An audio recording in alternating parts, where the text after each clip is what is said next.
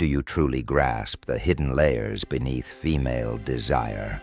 Carl Jung, the groundbreaking Swiss psychoanalyst, spent decades exploring the unseen currents of human behavior, and in doing so, he unearthed truths about women's instincts that still unsettle the modern mind. These weren't polite theories or sugar-coated advice for relationships. They were revelations carved from his deep study of the unconscious, truths society often prefers to ignore. Jung discovered that at the root of feminine attraction lies something far older than cultural norms or personal preference.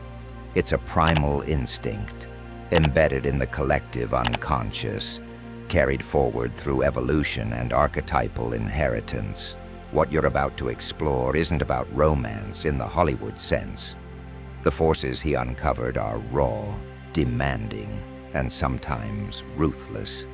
Yet they hold the key to understanding why women desire the way they do. One of Jung's most startling insights was the identification of the Great Mother archetype, an embodiment not of nurturing love, but of domination and deep psychological possession. This is not the gentle, giving mother figure we idealize. Rather, it is her shadow, whose instinct is to consume, merge, and emotionally dominate. Operating beneath conscious awareness, this shadow form is activated when a woman feels the bond with her partner is under threat. Jung observed that in such moments the instinct doesn't merely seek affection, it drives toward complete psychic fusion with the partner. This might show up as subtle isolation tactics, ensuring she becomes the only source of meaning and validation in his life, or as more overt demands for constant emotional presence. The goal isn't calculated cruelty, it's the ancient need to secure emotional territory. When stability in the relationship wavers, the instinct can erupt with force. Emotional volatility, manipulation, or control emerge not as moral failings, but as survival strategies deeply wired into the psyche. From an outside perspective, the behavior might look irrational, but to Jung, it was a predictable manifestation of evolutionary programming. Thousands of years of loss, longing, and survival have left imprints that still drive female behavior today. Perhaps the most unsettling part of this archetype is how skillfully it disguises itself. The Great Mother often cloaks control in the language of love, possessiveness reframed as protection, dominance dressed as devotion, and manipulation masked as guidance. Both the woman and her partner may believe her actions come from deep care, when in reality, the unconscious instinct is steering the ship. This force also explains a pattern Jung saw repeatedly: women being drawn to men who are wounded or emotionally fractured. Through the lens of the Great Mother, these men are perfect candidates, not because of weakness itself, but because they awaken an unconscious response. I can heal him. He needs me. In such dynamics, love becomes intertwined with dominance, and intimacy transforms into a vehicle for emotional possession. Even sexuality becomes part of this strategy, turning into a ritual of psychic capture, meant to bind the partner more deeply into her emotional orbit. Jung stressed that this instinct is not evil, it's archetypal. Problems arise when it remains hidden. Women unaware of this side of themselves risk replaying the same suffocating relationship patterns, believing all along that they're simply loving deeply. Tragically, the very instinct meant to secure love often destroys it, extinguishing the qualities in a partner that first sparked attraction.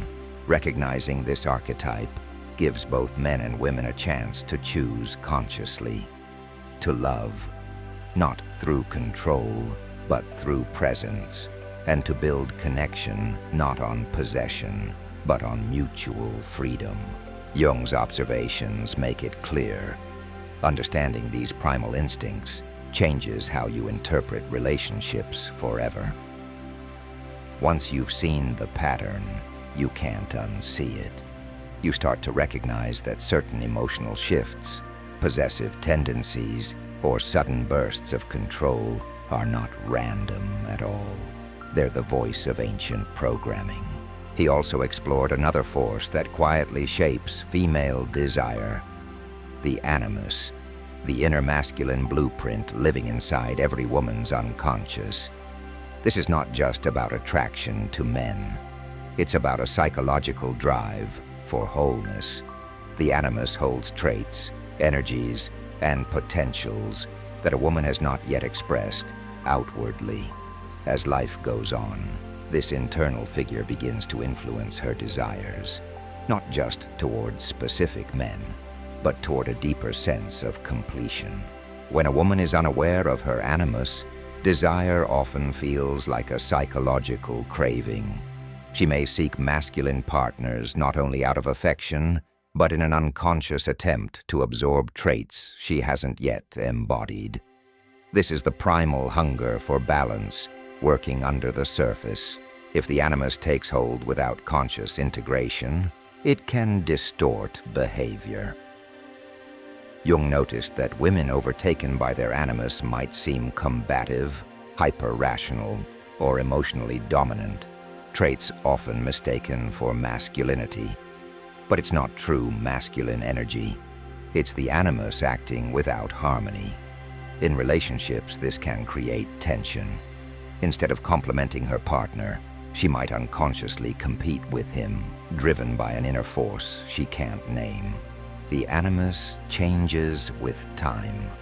In youth, it often appears as the fantasy lover, the heroic male figure who will make her feel complete. Women in this stage might fall for idealized men, unaware they're chasing a reflection of their own inner desires. As they age, the animus may take the form of a mentor or wise guide, pulling them toward men of authority or experience. If they fail to realize that what they seek externally is meant to be cultivated internally, they risk repeating teacher-student or even father-daughter dynamics. The most evolved form of the animus emerges when it's consciously integrated. Here, it becomes the voice of inner wisdom, a mature inner masculine that allows a woman to stand firmly in her own authority. At this point, she no longer seeks masculine traits in others to complete her. She can appreciate men without the impulse to consume or control them. When the animus remains in shadow, however, it fuels projection. Women expect partners to fulfill impossible, unconscious roles. No man can truly meet those demands, yet the instinct pushes relentlessly. This often produces cycles of idealization, disappointment, and emotional turmoil. In such cases, women might idolize a partner one moment and tear him down the next, not out of instability, but because the inner masculine is judging him against a hidden blueprint. Even sexuality can become charged with this projection.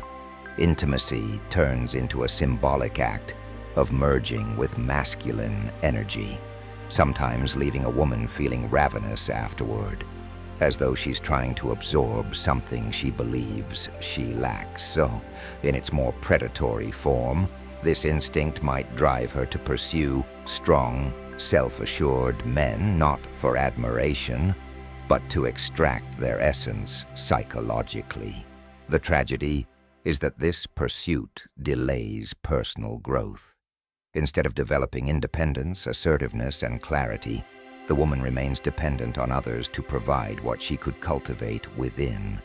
But when she begins to consciously engage her animus, the transformation is radical. She no longer sees men as sources of completion, but as mirrors and companions.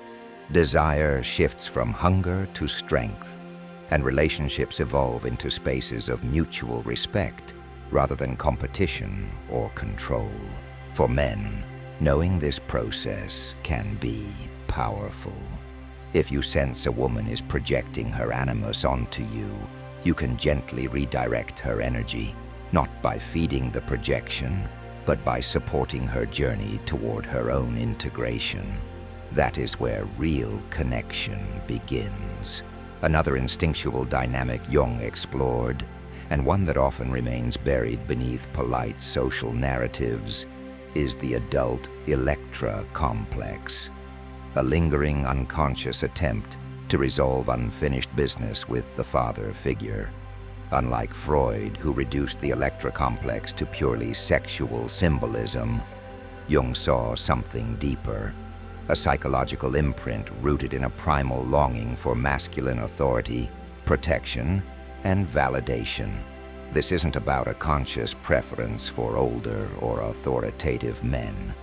It's about a woman unknowingly seeking to replay a father-daughter dynamic in her romantic life, hoping to claim the approval, care, or safety that once felt missing. The pull is often toward men who radiate control, wisdom, or stability. But beneath the attraction is a paradox.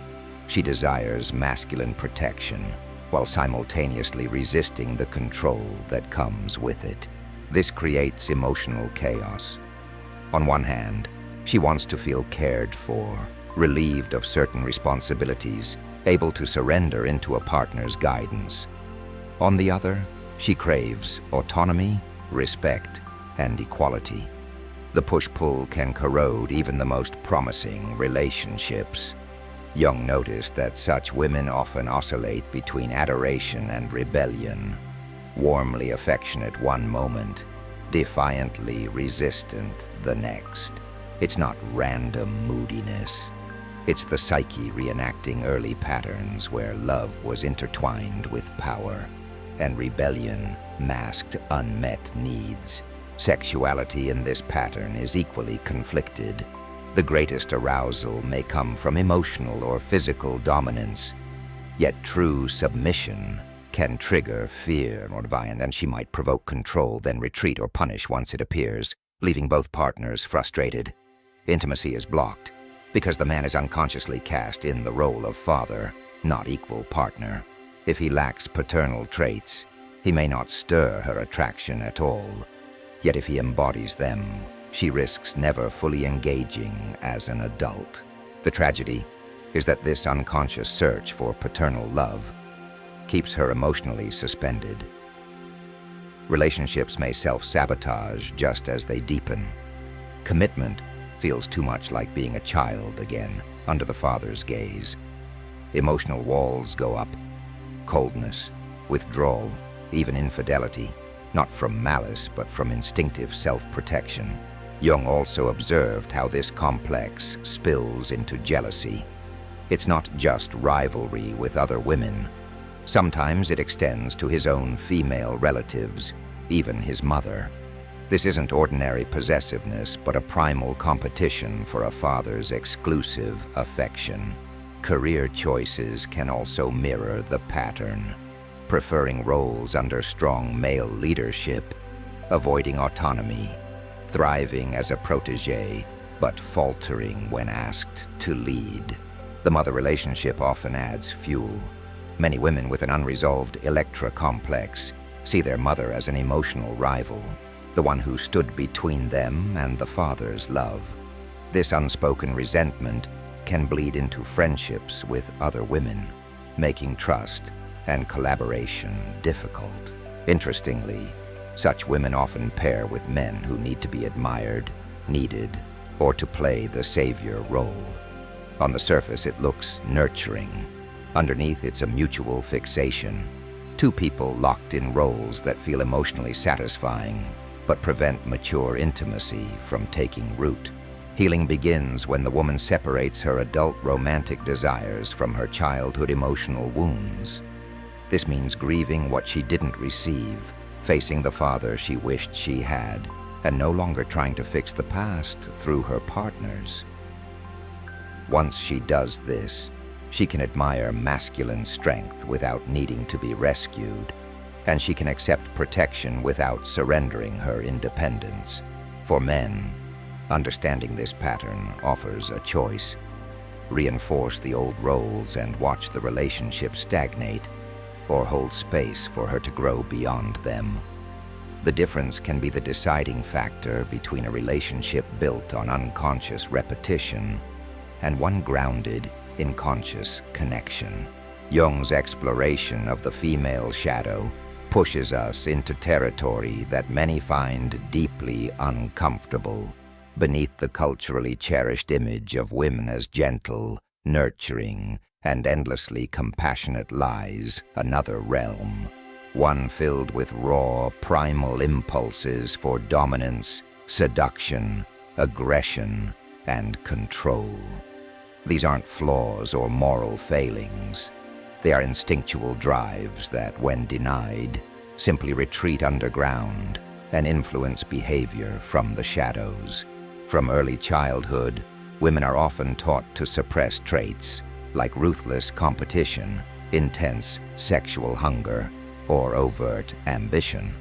But Jung showed that repression doesn't erase them, it amplifies them in the unconscious. Once hidden, these impulses can gain even greater control, steering choices and reactions without the woman's awareness. One of the most potent expressions of an unacknowledged female shadow is emotional manipulation. This can take the form of tears, strategic silence, guilt, blame, or seduction, not always as calculated moves, but as instinctive survival tactics. In the shadow, vulnerability becomes a tool, and emotion becomes a lever for influence. The intent isn't necessarily malicious, it's the unconscious instinct to secure safety, territory, and connection. Sexuality is another arena where the shadow thrives. Many women raised to equate their worth with purity or nice girl qualities find themselves unsettled by their darker fantasies: dominance, submission, taboo, danger. When these instincts are repressed, they don't disappear. They resurface in secret affairs, risky encounters, or attraction to men who awaken the forbidden. This split between public image and private longing creates internal tension that can destabilize relationships. Jealousy and rivalry also live in the shadow, not just with other women, but sometimes internally. A woman might support a friend outwardly, while quietly hoping for her to fail, driven by a primal competition for validation and influence. Jung noted that these impulses aren't about pettiness. They're survival strategies shaped by evolution and culture. One of the most taboo aspects of the female shadow lies in the maternal archetype. While society idealizes mothers as selfless givers, the shadow holds opposing urges: the desire to escape, to reject responsibility, or even to harm. These thoughts rarely lead to action, but denying their existence creates shame and emotional fragmentation. The shadow can also hide behind victimhood. A woman afraid to claim her own power might unconsciously adopt helplessness as a strategy, gaining influence while appearing innocent. It's a form of dominance without looking dominant.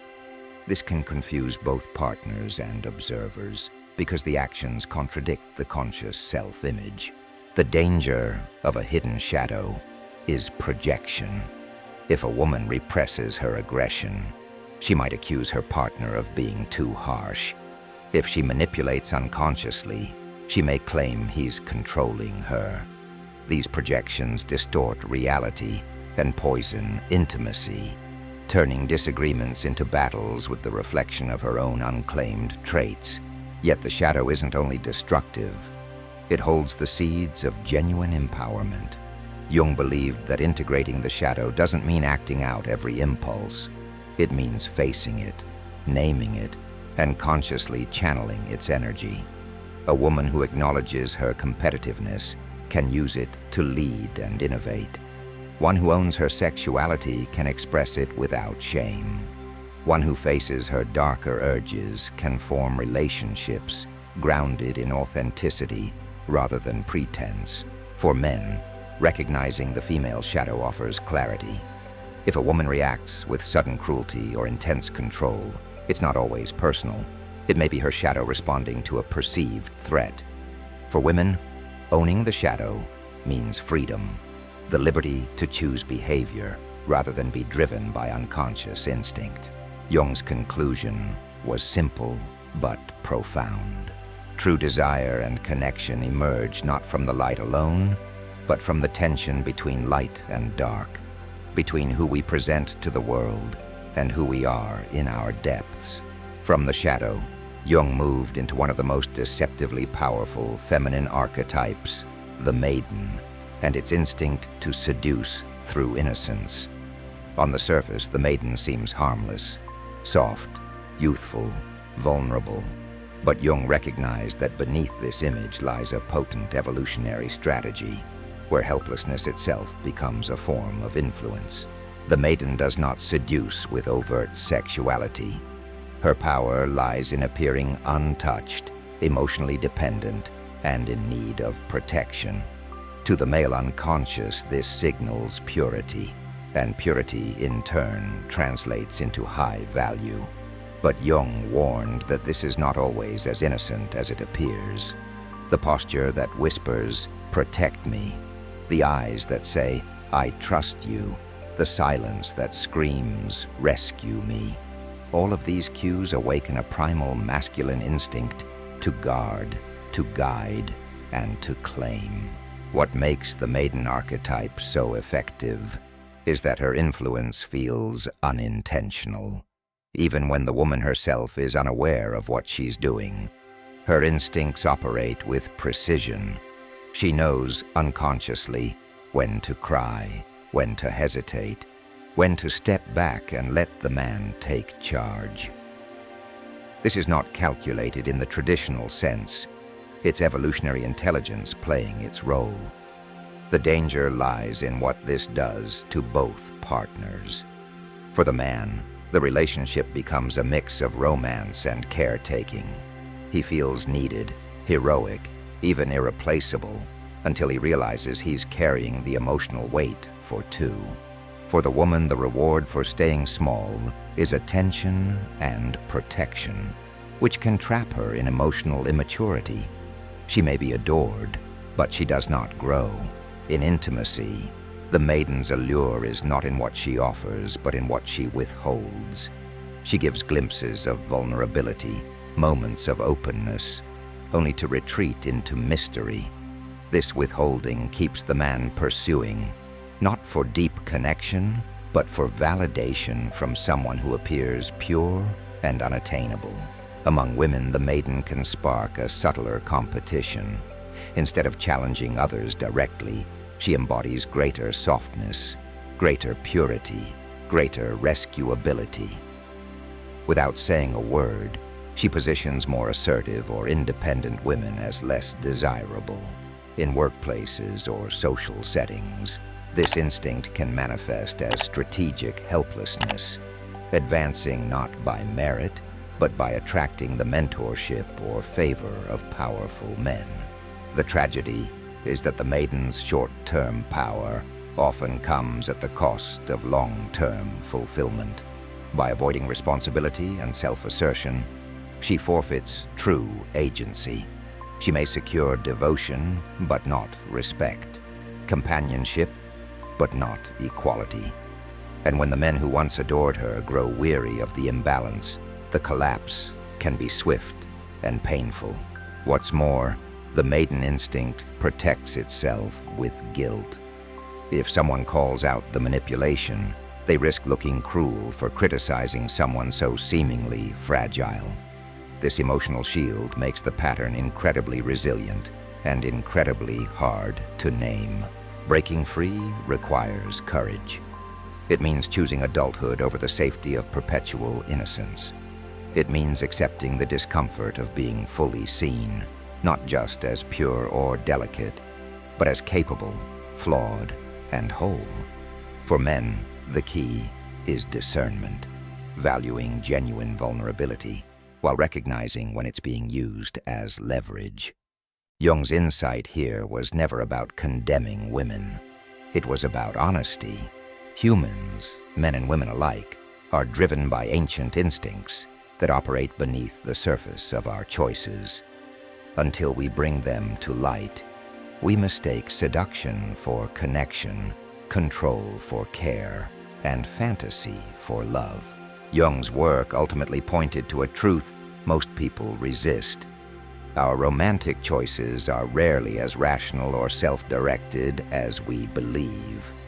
Beneath every logical preference or heartfelt connection are archetypal instincts, timeless psychological patterns inherited from countless generations. These forces don't ask permission before shaping our desires. They influence who attracts us, how we behave in love, and even why some relationships fail despite our best intentions. We like to think we choose partners based on compatibility, shared values, or conscious attraction. Jung shattered that illusion. He saw that men and women are often responding not to the actual person in front of them, but to an archetype that person unconsciously evokes. For a man, it might be the nurturing mother, the alluring maiden, or the fierce rival. For a woman, it might be the heroic protector, the wise guide, or the unattainable rebel. The danger comes when we don't realize this is happening. Without awareness, we fall into projection, mistaking an inner image for reality. At first, it can feel intoxicating. The other person seems to complete us, but over time, reality intrudes. The traits we projected aren't fully there, and the mismatch creates disillusionment, resentment, or emotional withdrawal. Jung observed that this is why many relationships collapse, seemingly out of nowhere. One day, the partner feels like the answer to all our longings. The next, they feel foreign or disappointing. What's really happening is the breakdown of the projection. The archetype loses its grip, and we finally see the person as they are, human, imperfect, and different from the image our instincts demanded. The cycle repeats when we avoid looking inward. We end the relationship, assume we just picked the wrong person, and go searching for someone new, only to project the same unconscious pattern again. The names and faces change, but the dynamic stays the same. The real work, Jung argued, is the integration of these unconscious forces. That means recognizing the shadow parts of ourselves, understanding the archetypes that drive our attraction, and learning to hold desire without letting it dominate us. It's not about killing instinct. These patterns are part of human nature. It's about bringing them into consciousness so we can choose how to respond, rather than being pulled along blindly. For example, a man who realizes he's drawn to the maiden archetype can ask himself, am I attracted to her for who she is, or for the innocence she represents to me? A woman who notices she's pulled toward wounded men can ask, am I loving him, or am I unconsciously trying to heal my own unmet needs through him? This kind of self-inquiry is uncomfortable because it challenges cherished illusions. But it's also liberating. Once we see the pattern, we gain the power to break it. We stop needing the other person to play an archetypal role, and we can finally relate to them as they are. That's where real intimacy begins. Not in fantasy, but in conscious presence. From this perspective, relationships become less about completing ourselves and more about sharing our wholeness. Desire becomes sacred rather than desperate. Love becomes a meeting of equals, not a psychological game of dominance and dependency. When we begin to recognize these underlying patterns, the way we approach love changes fundamentally. Instead of seeking a partner to fill a void or embody an idealized figure, we start approaching relationships as opportunities for mutual growth. Jung emphasized that authentic intimacy can only happen between two individuals who have confronted their own unconscious drives. Without that, we remain puppets of forces we don't understand. Consider how often people describe feeling an intense, almost magnetic pull towards someone they've just met. They might call it fate, chemistry, or love at first sight. Jung would say, look closer. What you're feeling may not be about that person at all, but about the archetype they awaken within you. It's your own unconscious longing reflected back, which explains why such attractions can burn so brightly, yet fade so suddenly when the projection wears thin. The challenge is that these instincts are seductive. They feel real because they're rooted in deep emotional truths that have evolved over millennia. The Shadow Great Mother, the Animus, the Electra complex, the Maiden archetype, each carries an emotional charge that bypasses logic and taps directly into survival wiring. Trying to resist them without awareness is like trying to swim against a current you can't see. Awareness, however, changes the game. Once you can name what's happening, you can pause and ask, am I relating to this person as they are, or to the archetype they represent? This single question can prevent months or years of repeating unhealthy dynamics. It can also keep you from unconsciously provoking behaviors in your partner that feed into your own patterns. For example, if a woman recognizes her pull toward the Electra complex, she may notice her tendency to test men for authority or strength, unconsciously casting them as father figures. With awareness, she can choose to interact from her adult self rather than from the emotional child within. Similarly, a man drawn to the Maiden archetype might notice when his protectiveness slides into paternalism, keeping the woman dependent instead of empowering her. Jung believed this self-awareness was not only transformative for personal happiness, but essential for the survival of relationships. Without it, couples are trapped in cycles of idealization and disappointment, unable to see the real human being across from them. With it, they can sustain attraction without falling into control games or emotional sabotage. But awareness is only the first step. The harder task is integration, bringing those shadow elements into the light and accepting them as part of who we are. That means owning our desire for control without letting it dominate, embracing our need for care without collapsing into helplessness, and recognizing our fantasies without mistaking them for reality. When both partners commit to this work, relationships become less about winning or losing and more about understanding. Disagreements stop being battles for dominance and start being opportunities to see each other's depths more clearly. Love, then, is no longer a fragile arrangement easily undone by instinct. It becomes a conscious choice, made and remade every day. Integration, in Jung's view, is not about erasing our instincts. It's about befriending them. The Shadow, the Animus, the Great Mother, the Maiden, and the Electra complex all carry powerful energies that, when unconscious, can distort our relationships. But when brought into awareness, these same energies can enrich our lives with depth, vitality, and authenticity. Take the Shadow. Once acknowledged, it stops needing to manipulate from behind the scenes. A woman who owns her competitiveness can channel it into ambition or creativity instead of silent rivalry. A man who recognizes his tendency to control can transform it into steady leadership without domination. The instinct doesn't vanish.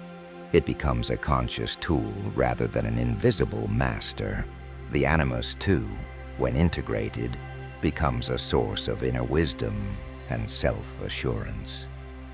A woman no longer needs to project her masculine potential onto her partner. She can stand in her own authority, relate to men as equals, and enjoy connection without the pull of dependency or competition. Even the Shadow Great Mother in her healthy form, can be a fierce protector and a wellspring of deep emotional presence.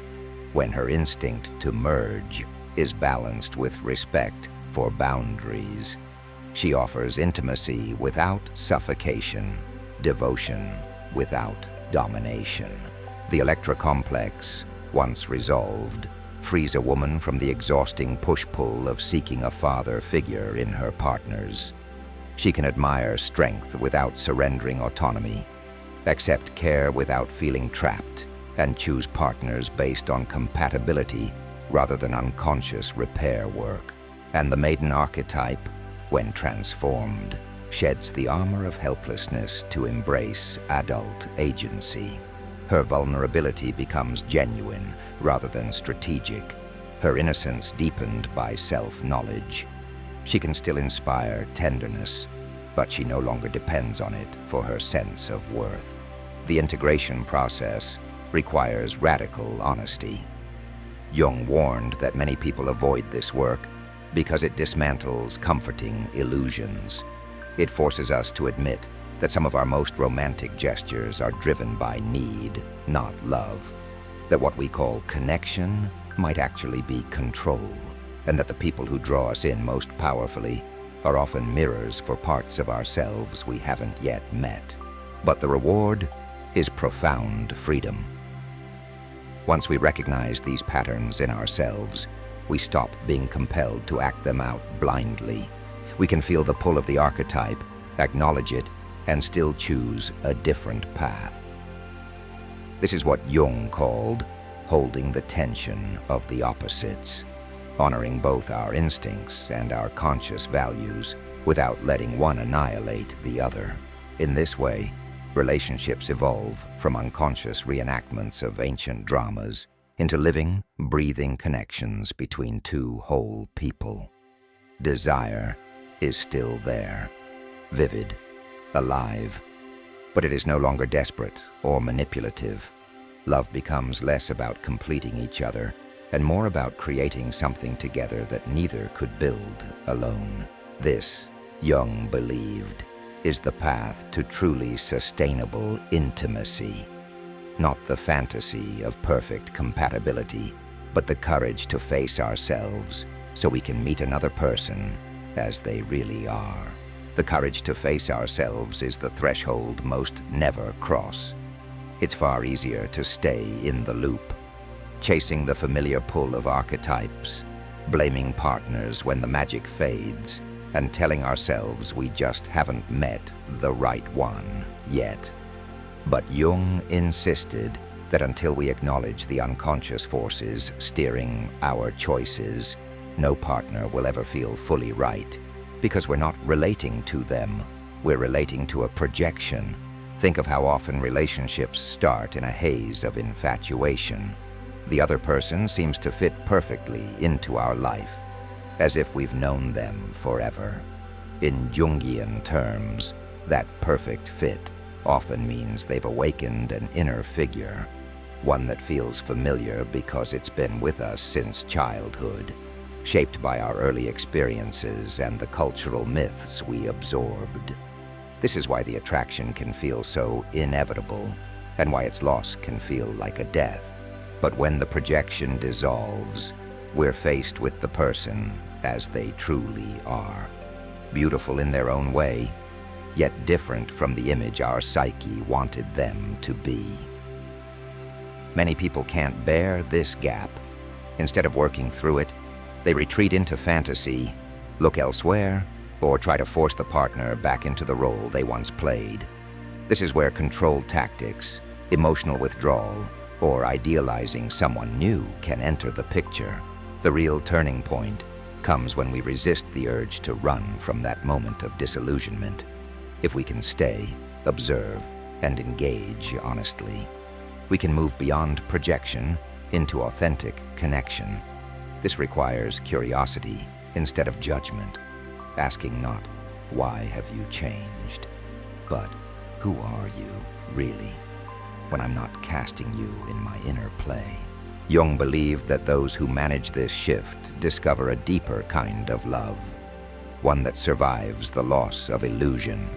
It's love, rooted in the present moment, where two individuals meet not as savior and saved, protector and protected, or parent and child, but as equals who see both the light and the shadow in each other, and accept both.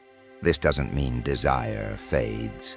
In fact, it often becomes richer, more grounded. When you're no longer trying to mold someone into your fantasy, you can appreciate their reality, their flaws, their strengths, their unique way of loving. The bond is no longer based on fear of loss or hunger for completion. It's based on choice, renewed every day. For those willing to do this work, relationships stop being psychological battlegrounds and start becoming laboratories for growth. You learn about yourself through the mirror of the other person, not just through the thrill of attraction, but through the discomfort of honesty. And in that discomfort, real intimacy is born. In the end, Jung's message is both sobering and hopeful. Our instincts are powerful, but they don't have to rule us. Awareness is the key. With it, we can transform unconscious repetition into conscious creation. Without it, we'll keep mistaking archetype for love and calling projection destiny. When we finally see the mechanics behind our own desire, the landscape of love transforms. We no longer confuse urgency with passion, possession with devotion, or vulnerability with weakness. Jung's decades of work revealed that the true enemy of lasting love is not incompatibility, it's unconsciousness. The more of ourselves we leave in the dark, the more likely those hidden parts will sabotage the very connection we're trying to protect. This awareness is not an invitation to overanalyze every interaction or distrust, every spark of attraction. Instead, it's a call to approach love with both open eyes and an open heart. It means honoring the reality that archetypes, whether it's the Shadow Great Mother, the Animus, the Electra complex, the Maiden, or others, will always be present in human relationships. They are part of our shared psychological inheritance. The goal isn't to erase them, but to meet them with awareness, so they serve us rather than enslave us. For women, this may mean learning to recognize when nurturing crosses into control, when attraction to a broken man is really an attempt to heal something in herself, or when the desire to be protected is keeping her from owning her own power. For men, it might mean questioning whether the urge to rescue, dominate, or idealize is truly about the woman in front of him, or about the archetype she happens to embody.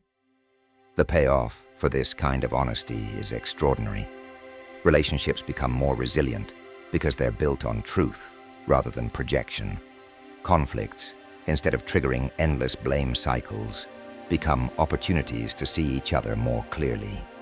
Desire, instead of burning out in the wake of unmet fantasies, deepens as both partners feel free to be fully themselves. And this awareness doesn't just benefit romantic relationships. Friendships, family bonds, and professional connections all improve when we stop unconsciously casting others in roles from our own unresolved stories. We start interacting with people for who they are, not for the emotional functions they serve us. Jung's ultimate hope was that by facing these deeper truths, we could transcend the psychological games that keep love fragile. He wanted us to build connections strong enough to withstand the collapse of illusions, because only then can love grow into its most mature, transformative form. So the question becomes, will you keep letting unconscious instinct dictate your love story? Or will you step into the authorship of it? Will you dare to see not just your partner's shadow, but your own, and still choose to stay, to grow, and to love anyway? If this exploration has stirred something in you, take it as a sign to keep going deeper. Reflect on your own patterns. Notice the archetypes that recur in your life. And remember, love is never just about finding the right person. It's about becoming the kind of person who can meet love with clarity, courage, and presence. If you found this perspective valuable, support our channel by liking this video, sharing it with someone who might need it, and subscribing so you won't miss future explorations into the hidden forces shaping human connection.